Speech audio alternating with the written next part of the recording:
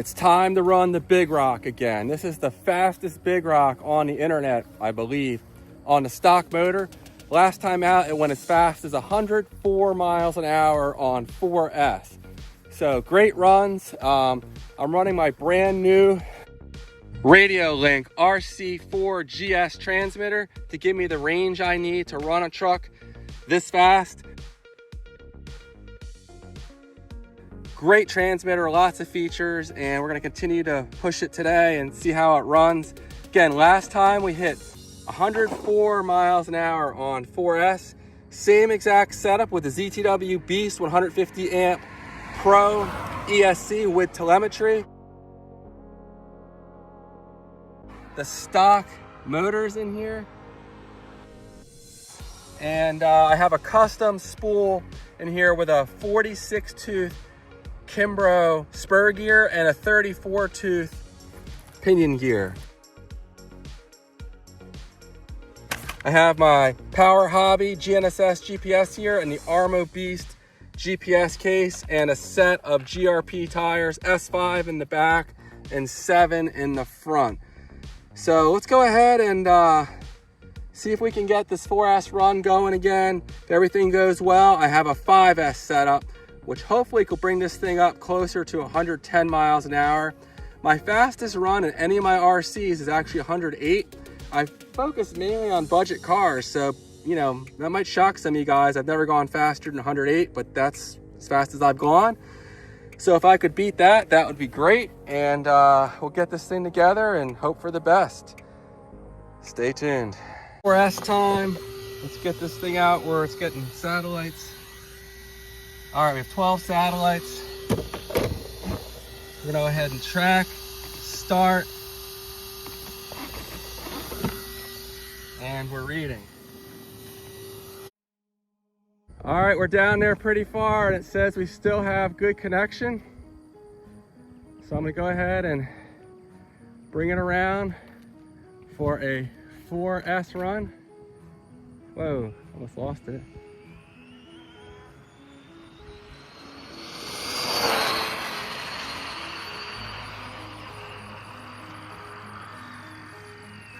All right, I got a real late start on that run. I'm checking the signal strength as I go. It says -66, which I believe is still quite good. So let's do 2 runs in a row is pushing it, but it's the first run, so I think I can get away with it. Jeez, off the road. Well, I guess it's probably for the best I didn't do 2 runs back to back. Stop, read, 99. So a slower run. Maybe I didn't have quite enough lead-in time there.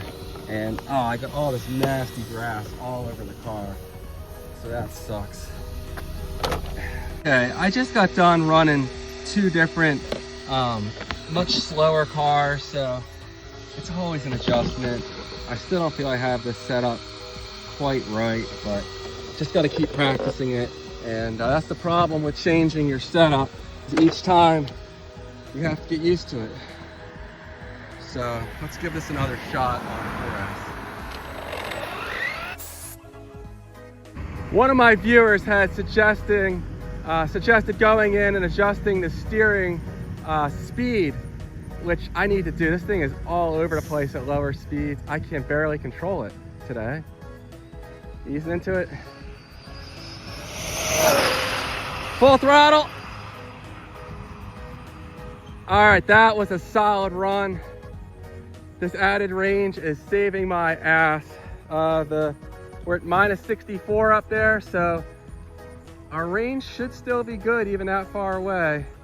I gotta bring it back in though, because the motor will overheat with 2 back-to-back runs. But maybe what I need to do is go ahead and shim that front suspension. I shimmed the back end, it was real sloppy. The front is still real sloppy. So that's what I need to do, probably to help it not be such a mess at lower speeds. Man, I'm not real confident for 5S, but I really want to run it on 5S. Let's see what we did here. Stop, read, 99. I don't know why it's slower today. I don't know if this motor's finally had enough and it's not happy with me anymore, or one of the settings I changed with the transmitter. I'm not quite sure what the problem is here. I'll check the telemetry in a minute. Maybe that'll give us some answers. The motor's pretty hot, so that's gonna need to cool down for a few minutes. I only hit 35,000 RPMs. Last time we were hitting 36,000, so I don't know. I might have to go in and look at the parameters in the transmitter or something. That's unfortunate. I'm gonna let this cool down for a couple minutes, go in and fool around with the transmitter, and maybe we'll do one more run. I really hadn't adjusted much with the transmitter, but I put the one thing I adjusted back to stock. So hopefully that takes care of things.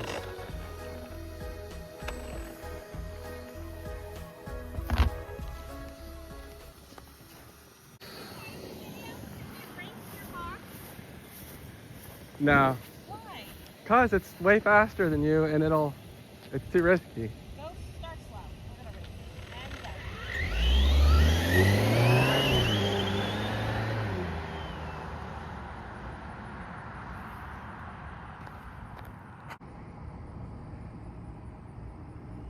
go. Jeez, just all over the place.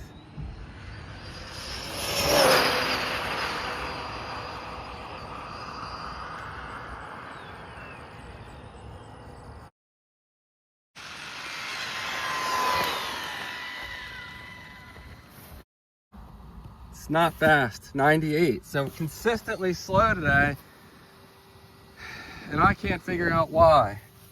The voltage I think was where it should be. We're at 16.2, so that's a little over 4 volts per cell. I'm almost positive I charged this all the way. It is a high voltage LiPo, but I think I did fully charge it, so I don't know. I'm gonna go ahead and throw 5S in here. Probably be disappointed with my speed, but maybe I'll get it a little faster than the 104 I ran last time. So let's see what it can do. Okay, 5S time. Easing into it.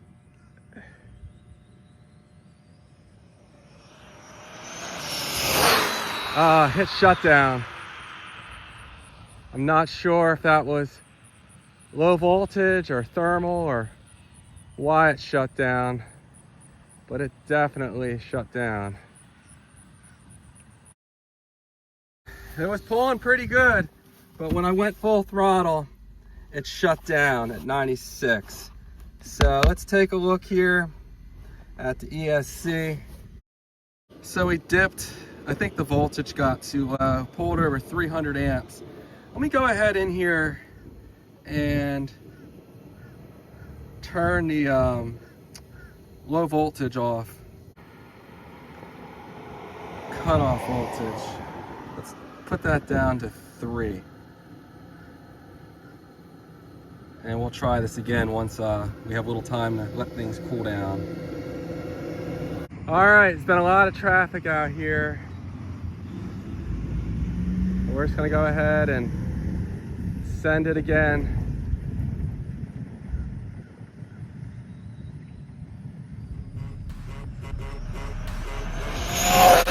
Oh!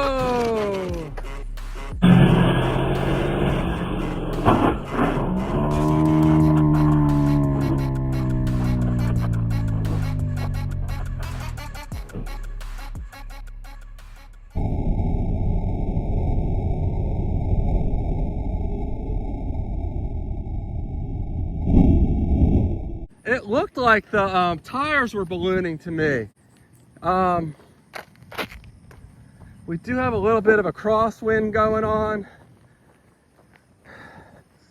Hopefully I didn't damage the antenna.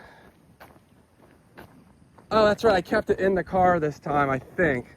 So Hopefully I did. It looked like when it went airborne, it really slowed down a lot catching the air. So hopefully that's the case. The batteries weren't tied down real good. They don't fit in there very well. I don't hear the ESC, so I think the batteries may have disconnected. But, all right. No, it is still running. It is still running. Oh, damn, I did leave the antenna out. I meant to leave that in. Let's take a quick look at it. I don't think it's damaged. Dumb. It's a habit of mine to leave it out. I think it's okay. All right, let me bring it back to the car. What the hell? Oh, I had a tire come apart. Look at that. The GRP tire failed. I thought these things were good for 120 plus. Not so much. Well, that's really freaking disappointing. I didn't think I was really approaching the speed that a GRP would let go. This is the S5 compound. It's about 75 degrees and sunny out this morning. The pavement's not hot. It's just kind of, you know, warm. It's probably 70 or 80 degrees. And so maybe it wasn't a problem with Arrma. The problem was with this shitty tire letting go. I've tried to reach out to GRP before and I was unable to get a response. So I'm not hopeful that they'll make things right. It let go at about 98 miles an hour and it definitely had more left in it. Damn. Pretty disappointing stuff there. I hadn't crashed this truck in a long time, so I don't think it was anything to do with like, you know, damaging the tire or anything. So what are you gonna do? The battery did stay in there. Looks like we dipped down a little below 16 volts, 307 amps. That's a spike. It was probably closer to 250.